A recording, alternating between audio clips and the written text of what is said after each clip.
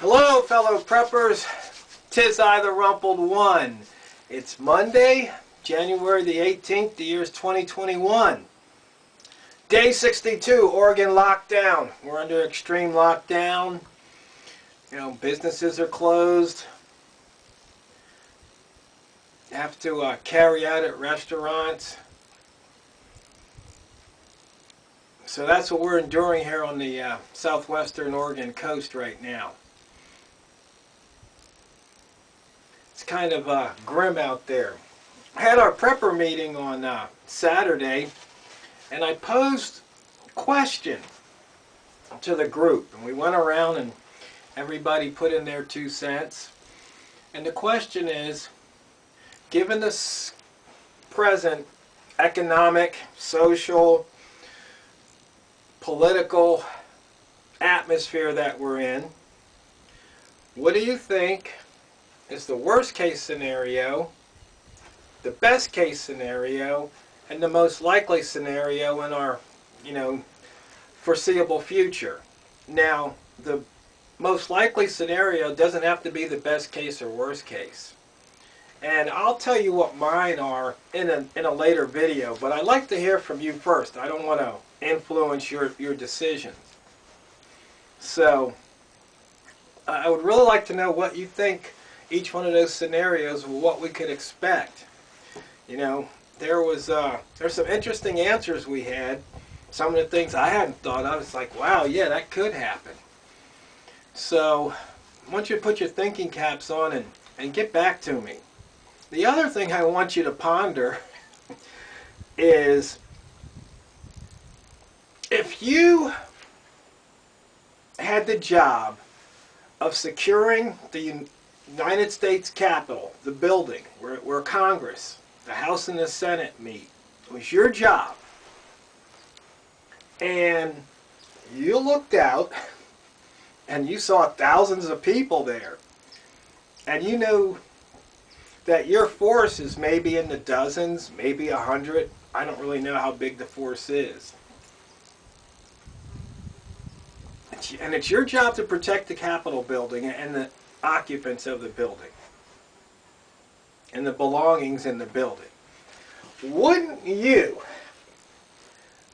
at all times, 24/7, be able to pick up the phone and call somebody? It's like, hey, we need backup, stat. I mean, doesn't that just seem like the reasonable thing to do? Or to have in place contingency plans, worst case scenario plans. What are you going to do? See, I don't think this was a insurrection myself. I think it's more like a bunch of unruly teenagers who just got a little bit too big for their britches at the moment, or a bunch of people going to a concert and they kind of rushed the fence and just knocked it over and ran through. Because, calling it an insurrection does a big disservice to the word insurrection. We've seen insurrections in third world countries. Usually there's bodies and blood all over the place when there's an insurrection. Usually if it's successful, people are occupying it. If not, they're all laid to waste. So, this was a minor disturbance, but the idea that our democracy was threatened, if you listen to some of these Congress people talk and some of these news pundits talk, it's just laughable. Come on, give me a break. And in fact, I even heard that the FBI was down in this part of the woods down here in Mayberry looking for some people. So that's interesting too. I just find it all slightly amusing, even though it is serious business that we're going through these tough times right now, because it's affecting people. The, quote unquote, the little people, the taxpayers, the backbone of this country.